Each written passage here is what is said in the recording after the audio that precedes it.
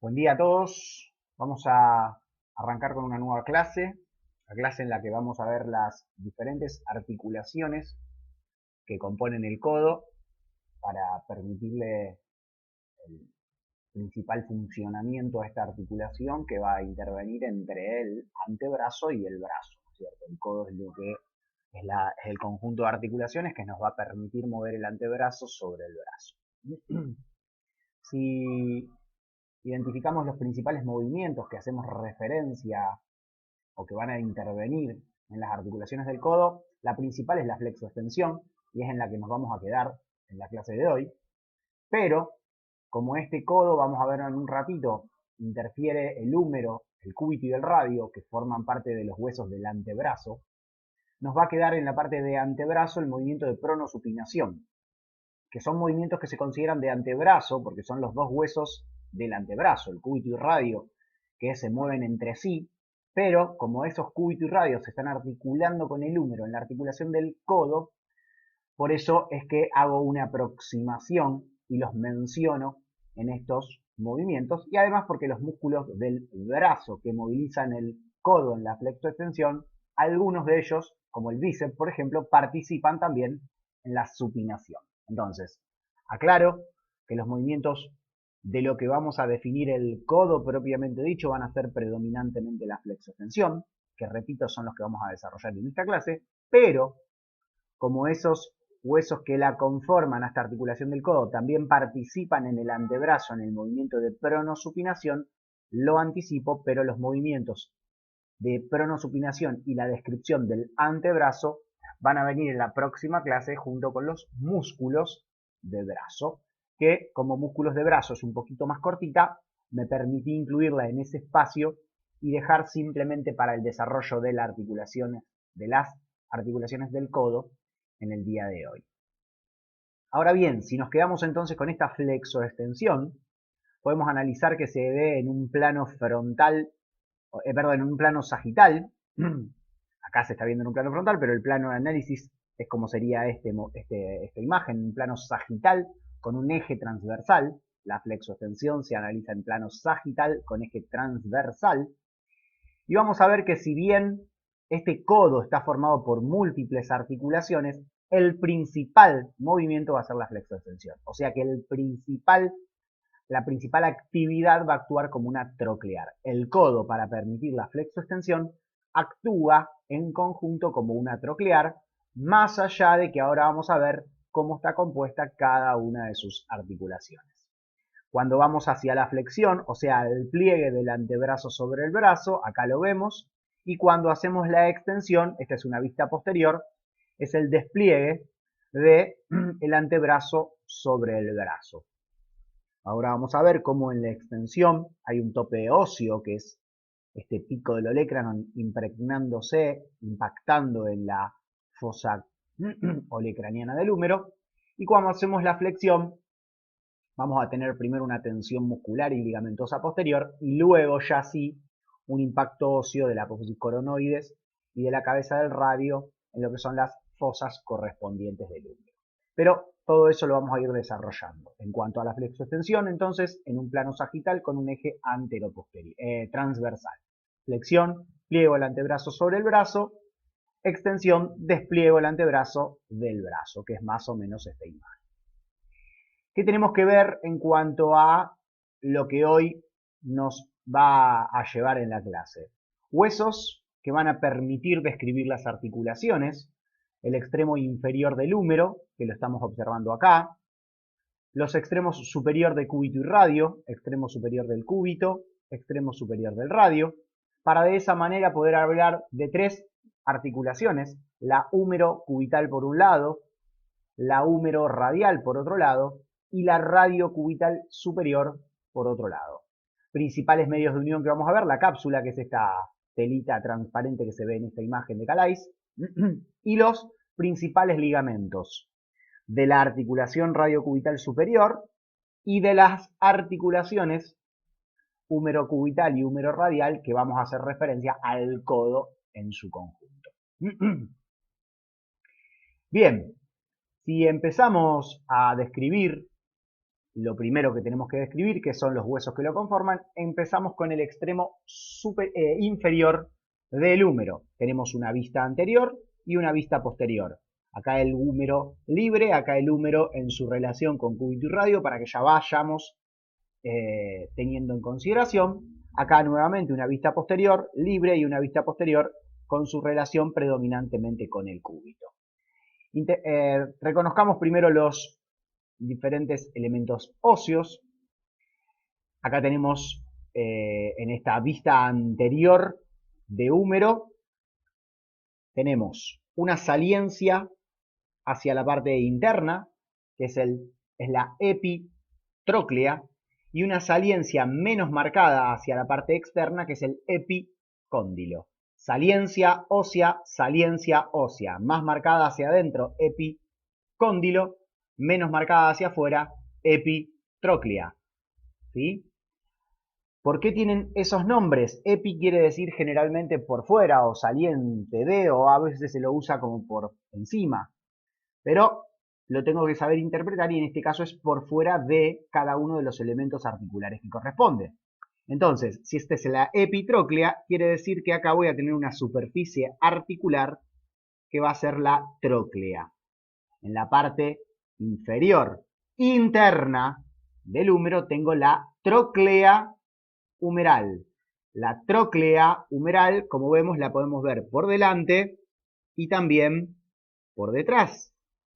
Acá está en esta vista posterior, la tróclea humeral. Tróclea humeral, tanto en una vista anterior como posterior. Y por fuera de ella, por fuera haciendo referencia al hueso, pero en este caso más medial a ella, la epitróclea. Si vamos al segmento más lateral, en su borde inferior, en su extremo inferior, perdón, pero por el lateral, tenemos el cóndilo humeral. Si este es el cóndilo humeral, por fuera de él, el epicóndilo. Epi son saliencias, son puntos de origen o inserción ligamentosos o musculares. Epi.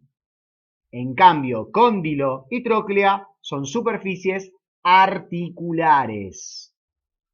Aclaro esto porque la tróclea se va a articular con el cúbito, como ahí lo vemos.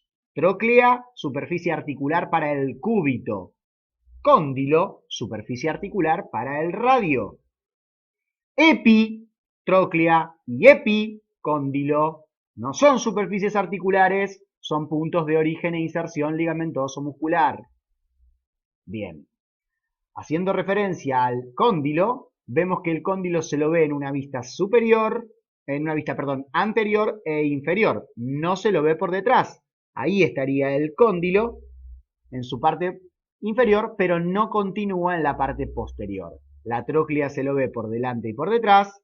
El cóndilo se lo ve preferentemente adelante y abajo. El cóndilo articula con el radio, dijimos. Cuando vemos radio y cuando vemos cúbito, vamos a hablar del elemento pertinente para cada uno de estos elementos. Entonces, tengo por ahora dos superficies articulares, una tróclea humeral para el cúbito, un cóndilo humeral para el radio. Como vemos, el cóndilo es una elipsoide, como todo cóndilo, tiene un eje mayor vertical, un eje menor transversal. La tróclea tiene dos saliencias, una interna, otra externa, y en el medio una pequeña gargantita. Esto que se ve acá es una escotadura, una garganta, para formar una tróclea humeral justamente, ¿no es cierto? Acá se lo ve bien. Un labio más bajo interno, un labio un poquito menos profundo o más alto externo y una garganta en el medio de los dos labios, la tróclea humeral. Bien, dos superficies articulares, dos saliencias. Y además de eso tenemos que ver tres fosas, dos en cara anterior y una en cara posterior. Las fosas tienen nombres de acuerdo a con qué están relacionadas. Esta es la fosa supracondilia o también llamada radial, porque ahí va a impactar la cabeza radial. Lo veíamos hace un ratito, ahí está la fosa, supracondilia o radial, porque impacta la cabeza del radio y porque se encuentra encima del cóndilo, supracondilia o radial. Y esta entonces va a ser la fosa supratroclear, claramente porque está encima de la tróclea, o también llamada coronoidea, porque va a impactar este elemento que está acá, que es la apófisis coronoides del cúbito, que acá también lo vemos, ¿no es cierto? La supratroclear o coronoidea para que impacte ese elemento que es la apófisis coronoides del cúbito. Entonces, fosa supracondilia o radial, fosa supratroclear o coronoidea. Y en la vista posterior tenemos una gran fosa llamada fosa olecraniana, que es donde va a impactar el pico del olecranon, que ahora lo vamos a ver, en la parte posterior del cúbito, ¿sí? Entonces, fosa olecraniana para el pico del olecranon. Y el último detallecito que podemos percibir en esta vista posterior es que se forma un canal, que acá está atravesado por un nervio. Este canal se da entre la epitróclea y el olecranon en realidad, porque a este hueso, a esta imagen le falta el olecranon, pero estaría el olecranon. Entre el olecranon y la epitróclea se forma un canal. A este canalcito que se lo ve acá, se lo llama canal epitrócleo olecraniano, porque está entre la epitróclea y el olecranon. Y por ahí va a transitar este nerviecito que se lo ve acá, que es el nervio cubital, que seguramente en algún momento vamos a hablar de este espacio. Simplemente un detalle para que ya lo vayamos incorporando. Esto en cuanto al extremo inferior del húmero. Si seguimos avanzando, tenemos el extremo superior del cúbito. Acá podemos apreciar diferentes imágenes, que yo las voy a ampliar, por más que se me vayan de foco, porque me interesa quedarme solamente con el extremo superior. En este extremo superior, vista anterior, vista posterior, y esta vista lateral externa, acá estaría el radio, por lo tanto esto es externo y esto es interno. Esta es una vista anterior, esta es una vista posterior, esto es externo para el cúbito, esto es interno para el cúbito. Hacia su lado externo va a estar el radio, acá lo vemos, esto es externo porque está visto desde atrás, esto es interno, ¿sí? Hacia el lado externo va a estar el radio, por eso vamos a encontrar esa muesca para articular con el radio. Pero bueno, vamos a empezar a describir en sí este extremo superior del cúbito que tiene muchas cosas. Primero y principal, el extremo superior del cúbito estaría hasta acá, ¿sí? Hasta ahí sería el extremo superior del cúbito, hasta acá. Es el extremo superior del cúbito. Esto otro que sobresale por encima del extremo superior es una saliencia del extremo superior, pero es lo que llamamos el olecranon. El olecranon, que es todo esto, el olecranon, que es todo esto, todo esto, todo esto, es una saliencia, una tuberosidad del extremo superior del cúbito. Que como podemos ver, este olecranon tiene en su parte anterior una cavidad que termina en un pico, ¿sí? Y en su parte posterior un vértice. Entonces, el olecranon, que es toda la saliencia hacia arriba del extremo superior del cúbito, tiene atrás un vértice del olecranon. Adelante un pico del olecranon. Y además una cavidad, que fíjense que esta cavidad se continúa, si borro esto que dibujé, se continúa, es una cavidad que se continúa con la parte superior del extremo superior. Entonces, toda esta gran cavidad que incluye la cara anterior del olecranon y la parte superior del extremo superior del cúbito, se llama cavidad sigmoidea mayor. Se las voy a dejar anotadas. Cavidad sigmoidea mayor. Esa cavidad sigmoidea mayor va a ser la que se articule justamente con la tróclea humeral. La tróclea humeral, ¿se acuerdan que se podía ver desde adelante hacia atrás? Bueno, justamente cuando esa tróclea humeral encaja acá, la parte posterior de la tróclea humeral encaja en la cara anterior de el olecranon, en la parte de la cavidad sigmoidea mayor que está verticalizada, si se quiere, y cuando flexionamos, fíjense, cuando flexionamos, ahí se ve la tróclea humeral, tiene contacto con la parte inferior de lo que sería la cavidad sigmoidea mayor. Por eso aclaro, la cavidad sigmoidea mayor es todo eso que está pintado. La parte anterior del olecranon más la parte superior del extremo superior del cúbito. Y como podemos ver, tiene en el medio una pequeña cresta, una pequeña saliencia. Esa cresta es justamente la que encaja en la garganta de la tróclea humeral. Por eso, esta principal articulación, que vamos a ver ahora en un ratito, va a ser una troclear, la radiocubital, la húmerocubital, perdón. Pero en un ratito lo definimos. Entonces, de este cúbito ya definimos el olecranon, que tiene en su parte posterior un vértice, en la parte anterior un pico, y que forma parte, en su cara anterior, de la cavidad sigmoidea mayor que se continúa con la parte superior del extremo superior del cúbito.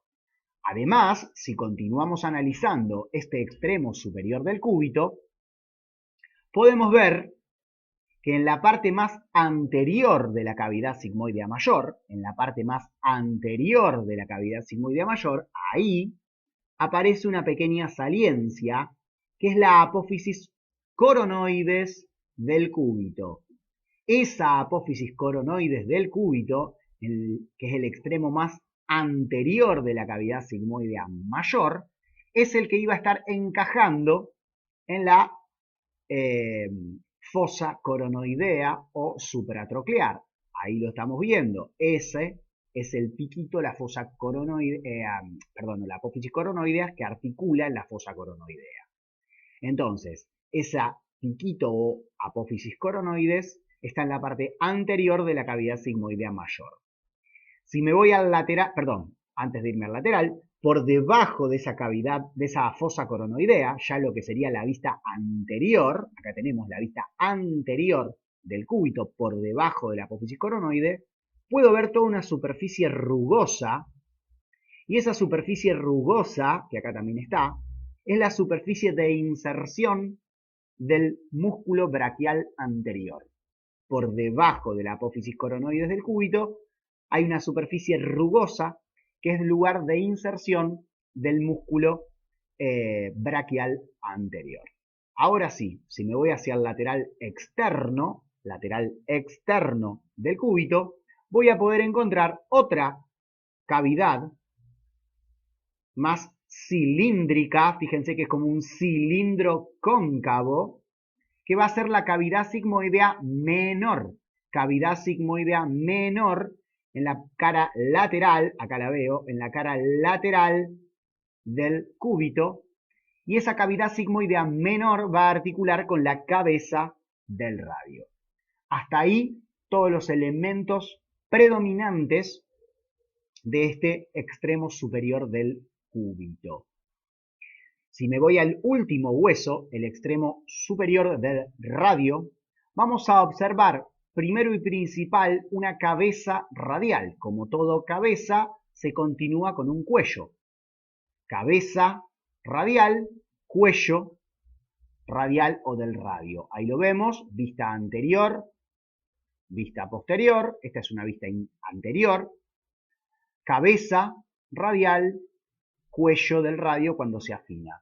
Ahora, si me pongo en detalles, para poder ver las superficies articulares, en la parte superior de la cabeza del radio,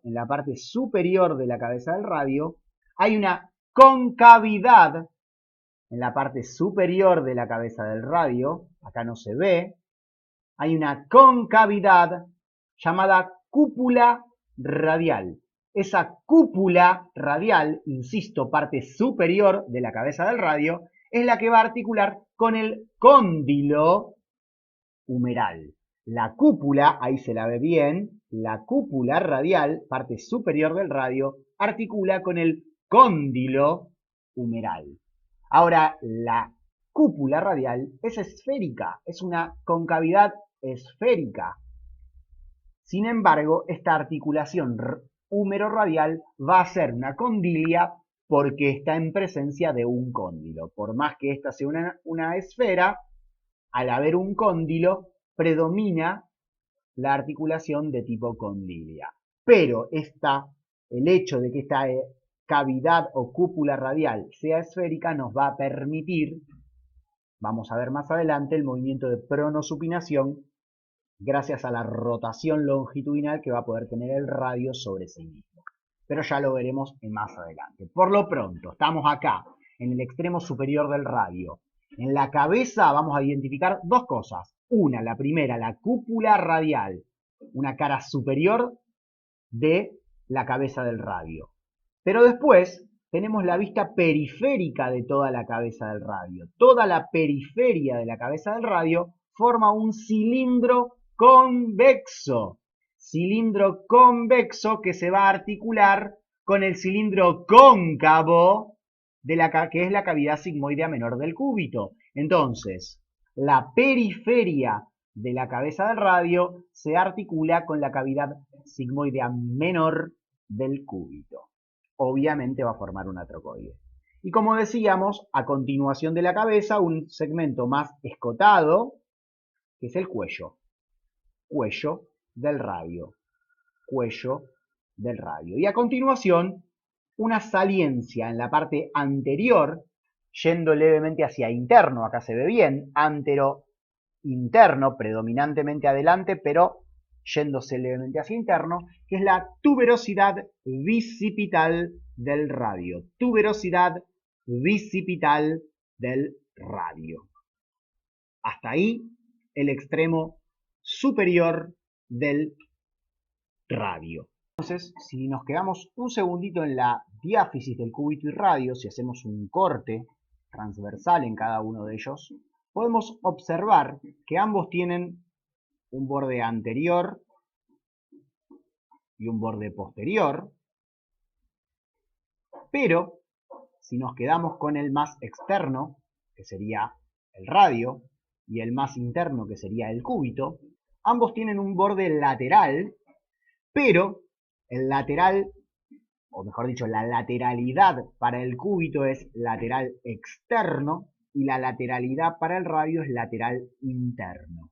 O sea que en la diáfisis son dos huesos triangulares, pero tienen cada uno un borde anterior y un borde posterior, pero su borde lateral en el radio es lateral interno y en el cúbito es lateral externo, entendiendo que lo interno es lo que pasa por acá, ¿no es cierto?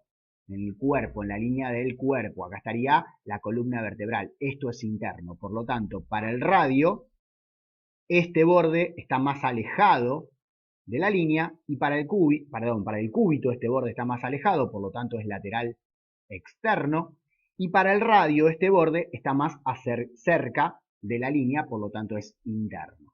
Entonces, en cuanto a la diáfisis de cúbito y radio, ambos tienen un borde anterior y un borde posterior, pero el cúbito tiene un borde externo y el radio tiene un borde interno.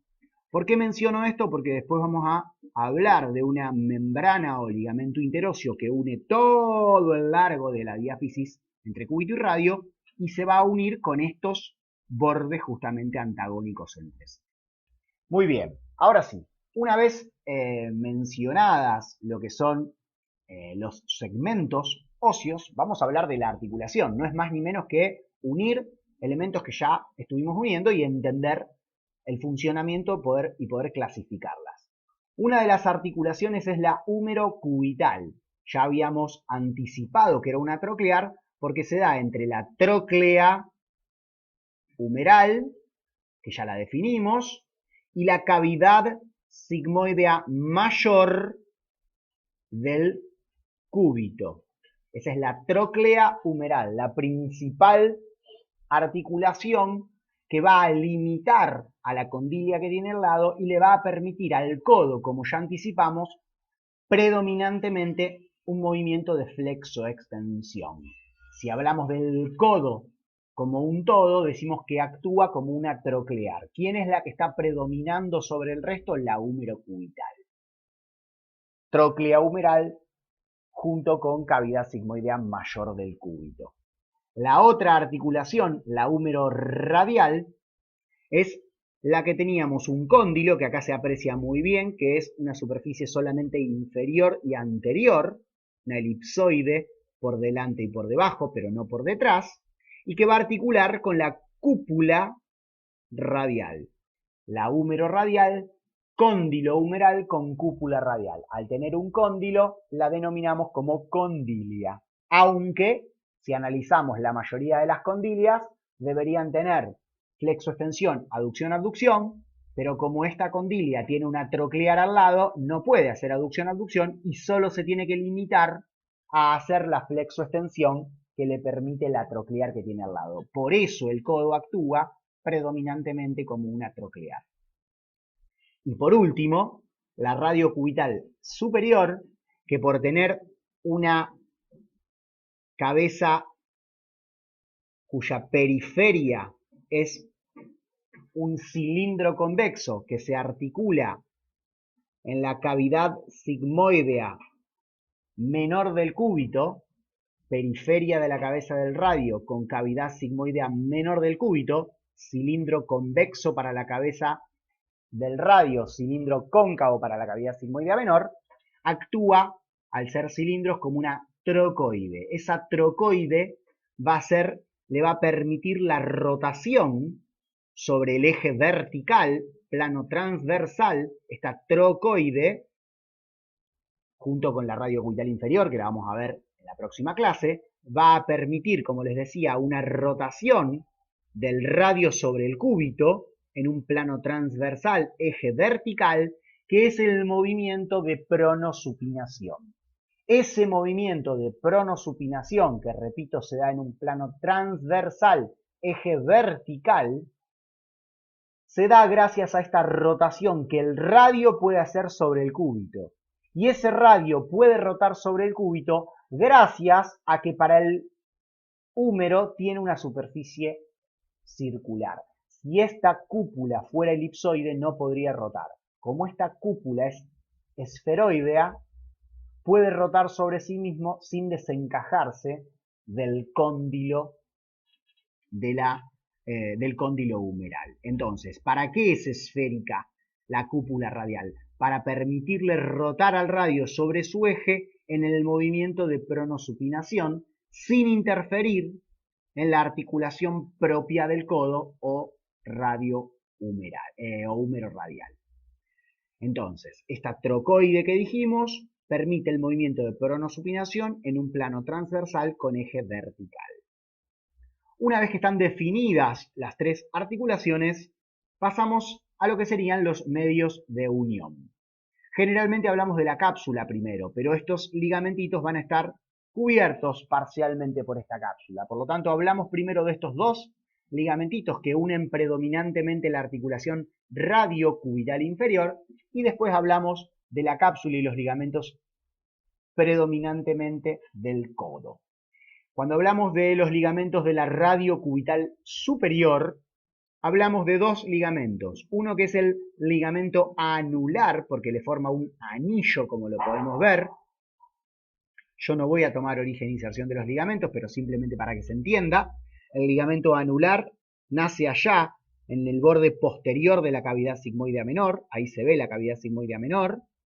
Vamos a pintar en amarillo la cavidad sigmoidea. Todo esto es la cavidad sigmoidea menor. Por lo tanto, dijimos, este ligamento anular nace del borde posterior de la cavidad sigmoidea menor, rodea toda la periferia de la cabeza radial para finalizar en el borde anterior de la cavidad sigmoidea menor. Entonces le forma un anillo a la cabeza radial. Este ligamento anular es el principal medio de unión y que evita la luxación de la articulación radiocubital superior, porque mantiene a la cabeza unida con la cavidad sigmoidea. El otro ligamento que vemos acá, el ligamento llamado cuadrado de Denussé, porque si lo veo desde arriba forma un cuadradito,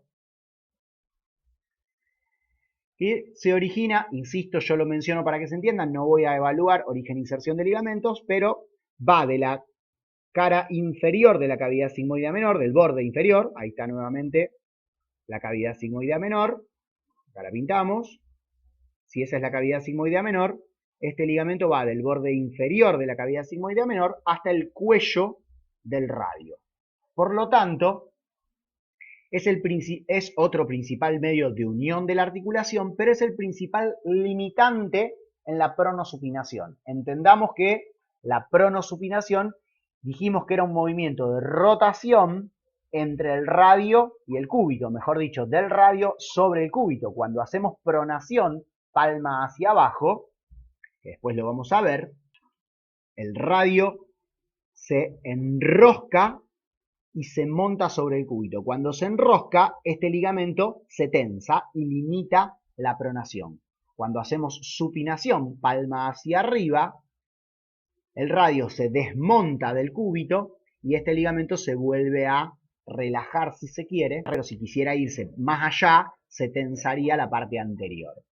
Entonces, cuando pronamos, se tensa la parte más posterior del ligamento quadriceps, evitando un exceso en la pronación, y cuando despronamos, si bien queda alineado, si queremos ir más allá en una supinación excesiva, se tensa la parte anterior y limita la supinación. Por eso decimos que es el quadriceps es el limitante principal de la articulación del movimiento de pronosupinación. Si pasamos a la cápsula y a los ligamentos laterales, predominantemente del codo en su conjunto, haciendo referencia a la articulación húmero-cubital y húmero-radial.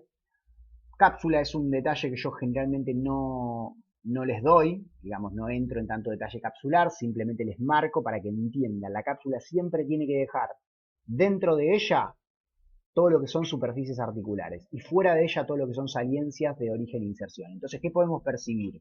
Que obviamente la tróclea y el cóndilo están dentro de la cápsula, al igual que la cavidad sigmoidea mayor y la cúpula radial. Pero también la cavidad sigmoidea menor y la periferia del radio. Ven cómo la cápsula va por el cuello del radio, si se quiere. Sube casi a la altura de la apófisis coronoides. La apófisis coronoides queda incluida dentro porque tiene que chocar en la fosa coronoidea, que también está incluida. Fíjense que por acá está por encima de la fosa coronoidea, ¿sí? Pero fíjense que a los laterales desciende para dejar libre epicóndilo y epitróclea. Y acá deja libre tuberosidad bicipital, deja libre la superficie de inserción del braquial anterior. Y si la viéramos por detrás, que no se ve, está dentro el pico del olecranon, pero está fuera el vértice. ¿Ven? Acá estaría la cápsula, por acá.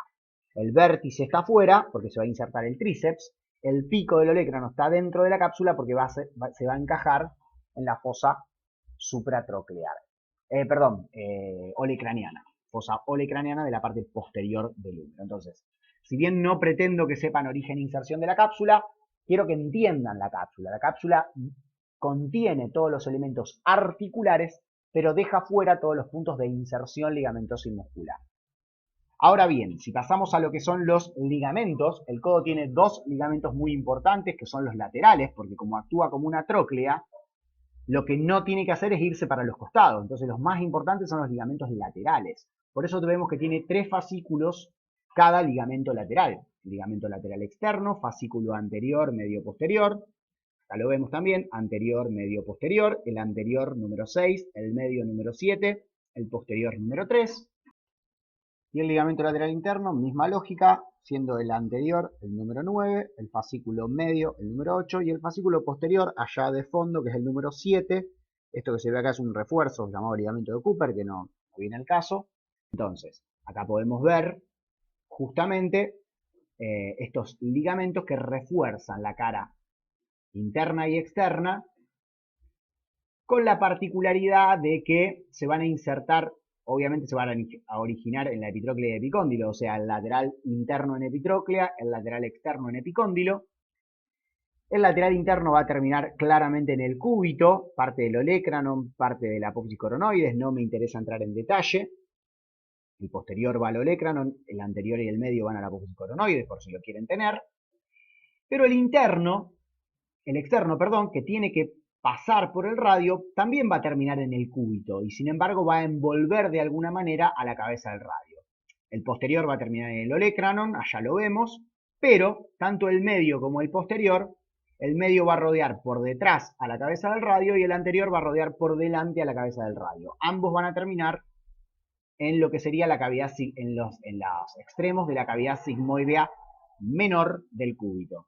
El medio termina en la parte posterior de la cavidad sigmoidea menor y el fascículo anterior termina en el extremo anterior de la cavidad sigmoidea menor. Insisto, yo detalles de origen e inserción ligamentosa no voy a evaluar, pero lo menciono por la particularidad y por si alguno pretende saber un poquito más del tema.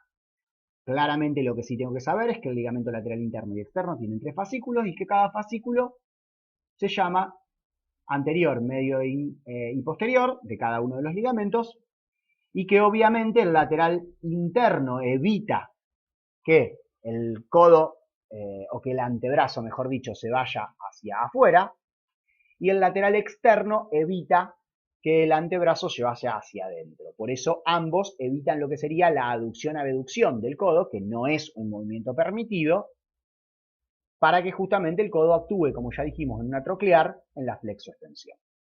Por último, dos ligamentos quizás menos importantes porque están para limitar movimientos permitidos, solamente que limitan los movimientos más extremos. El ligamento posterior, que tiene muchos fascículos, tiene fascículos verticales, fascículos oblicuos y fascículos transversales. Allá lo podemos ver, un fascículo transversal de fondo, un fascículo vertical y dos fascículos oblicuos. No voy a entrar en esos detalles, obviamente cubren toda la fosa olecraniana y terminan en la parte superior del pico del olecranon. Y obviamente limitan la flexión máxima. Cuando hacemos flexión máxima, como podemos ver, esta es una imagen posterior, donde está flexionado, allá se ve cúbito y radio, está flexionado al máximo el codo. Entonces ahí están tensos, está tenso el ligamento posterior. Y el ligamento anterior, que acá lo podemos ver en su fascículo más predominante, pero también tiene fascículos verticales y oblicuos. Este es como un refuerzo más grosero, si se quiere, del ligamento anterior, que es un refuerzo capsular que no es tan importante porque el principal tope en la extensión del codo es el choque que ya vimos varias veces entre el olecranon y la fosa olecraniana. Ese es el principal tope entre el pico del olecranon y la fosa olecraniana. El ligamento anterior está ahí para reforzar eso, pero no suele ser tan solicitado. Por eso digo, los ligamentos más importantes, los de la radio cubital superior, anular y cuadrado de Nucet, y los laterales. A lo sumo el posterior en una flexión máxima. El anterior es el que menos incidencia tiene.